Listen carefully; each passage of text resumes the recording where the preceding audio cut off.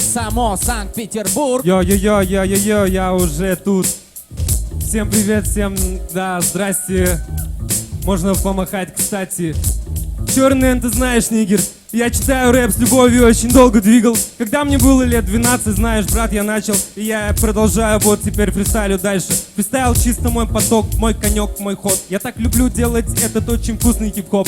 Здесь все читают просто про разные фишки. Я выхожу сюда, не знал, что будет дальше. Парнишки, девчонки, мамочки с ребеночком в животиках. Те маленькие мальчики, привет всем. Кстати, слышно, как этому Иисусу тоже большой привет судьям. Да, там сидит рэпак. Я так не люблю повторяться, люблю что-то новое, но оно порой периодически не приходит ко мне в голову. Я очень хотел бы вылезти из шаблона и рассказать вам о том, что я умею делать клевый рэп. Я люблю читать фристайл так.